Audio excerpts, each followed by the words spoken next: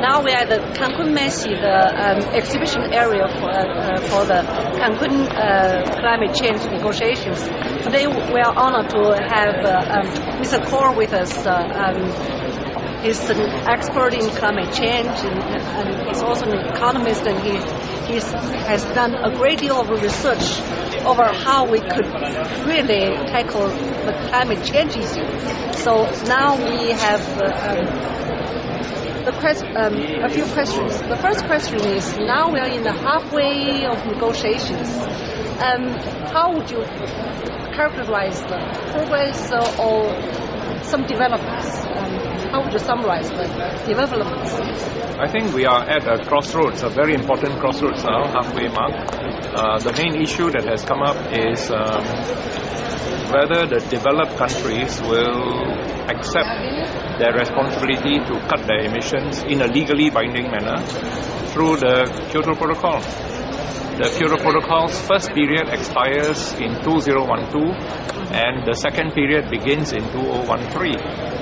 But some of the developed countries, very shockingly, have quite aggressively expressed that they will not continue their commitment in the Kyoto Protocol. This is especially true of Japan on the first day.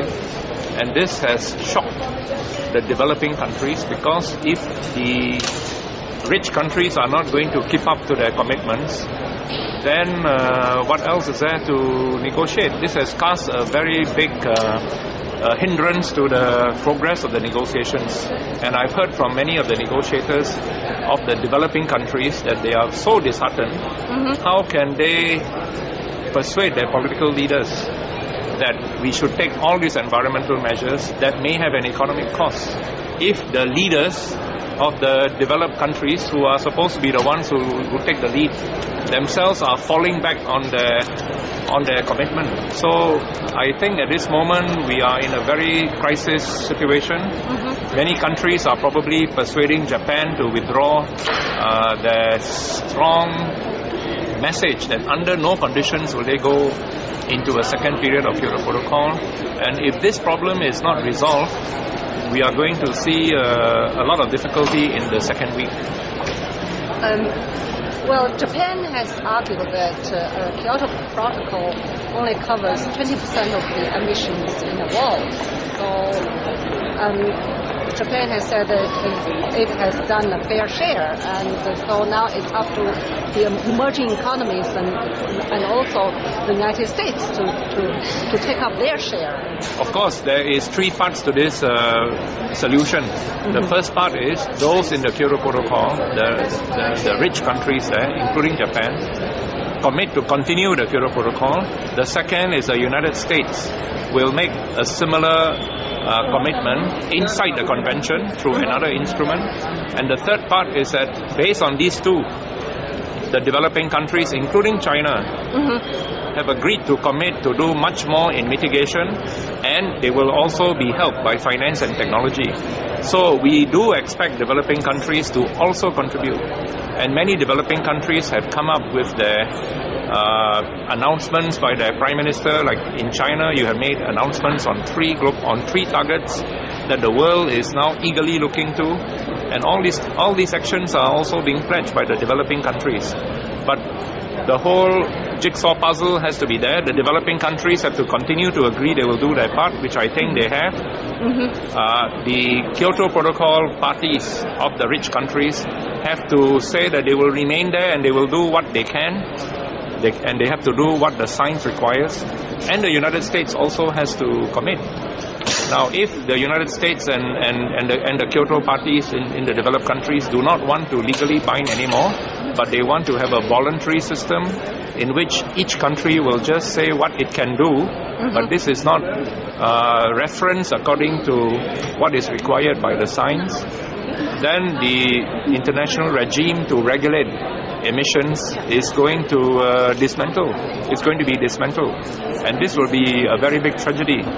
In other words, the developed countries are going to say that they want to be treated like developing countries. And the developing countries will say that, the leader has fallen. So do we have the courage and the will to continue? and this is not good for the climate. So, what's the solution? I think this is a deadlock now, and the rich countries want the developing countries to say, well, okay, never mind, you don't have to do all this, and we will agree with your demands that we do much more, and we are subjected to a lot more reporting, we are subjected to a lot more scrutiny, we allow you to come to our countries to check our power plants and so on. And as for you in the developed countries, never mind, you just do whatever you can and we accept it. This could be one solution, but I think this would be the worst solution. It will not be equitable, and more importantly, it will not lead to a climate solution, because the latest study done by the UN Environment Programme, is very, very shocking. It shows the figures that the voluntary commitment approach of the developed countries under the Copenhagen Accord is leading to the developed countries, including the United States, that they will only reduce their emissions by 16% instead of the 40% that is required. And in the worst scenario, because this 16% comes with conditions, and if you don't meet these conditions, then in the worst scenario, the Annex 1 parties will increase their emissions by 6%. They will not decrease their emissions by the year 2020. And the UNEP paper says that these pledges, developed and developing countries together under the Copenhagen Accord, is leading us to climate change increase of between 2.5 to 5 degrees centigrade by the end of this century. This is the first time I've seen the figure 5 degrees in the worst scenario. This is a recipe for disaster, and if we don't have in other words, under this system in which each country just pledges what it wants to do, especially the developed countries, and we don't have a regulation anymore internationally, we are in a world of unthinkable climate disaster. So we must avoid this at all costs in Cancun. We must still strive to get the developed countries to retain. We are not saying that they have to even do more now. We are saying, can you retain the present system of legally binding commitments? And the United States will have to do the same, or even if the United States is not able to legally bind, at least the remaining leaders who have been bound so far will continue to bind themselves. And based on this, we then expect that developing countries, especially China, because you are the biggest developing country in terms of emissions, although you are not the biggest developing country in terms of per capita emission. I must say that China is only number 75. In terms of per capita emission, you are not number one. You are number one in terms of absolute emission because of the population. Even then, the whole world is expecting China to do something, and we would expect China to say that, we still want to keep on to our ambition, what your Prime Minister announced in Copenhagen, and we will still do our best. And the developing countries will all do their best. But our best is not enough if the leaders are not going to, the developed countries are not going to keep on to the present system of regulation. And we talk of, here we have really heard a lot of talk about a balanced outcome. So what is the balanced outcome from these Cancun negotiations? I think the balanced outcome would be the developed countries maintain leadership in their emissions cut by agreeing to a second period in Kyoto Protocol. The United States saying that they will do what they have pledged they will do, but they may even do better than that and get it bound through a decision in the Copenhagen Accord, in the LCA, in the committee on the LCA. The developing countries maintain what they want to do, and maybe we can even say we can do further on mitigation. But most important of all, the money and the technology that is promised to the developing country, we can make headway in Cancun by agreeing to setting up a new fund, and that we will fund it substantially with adequate money.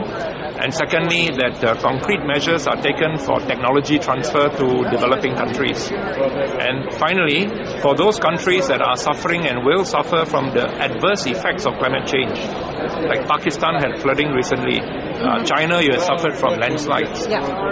Many countries are suffering from hurricanes. A new system should be set up in order to assess the losses caused to these countries by climate events, and some system of compensation should also be set up. These are all the proposals that are made by the developing countries in Cancun, and if we take measures to adopt them, we will then have a balanced outcome. Thank you very much. Okay, did I talk too much?